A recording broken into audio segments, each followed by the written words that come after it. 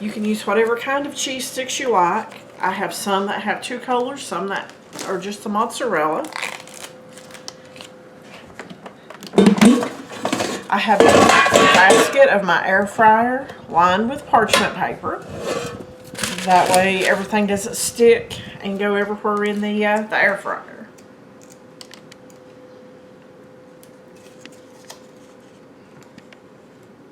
One thing I hate about cheese sticks, guys, is trying to separate them. That paper is Mary proof.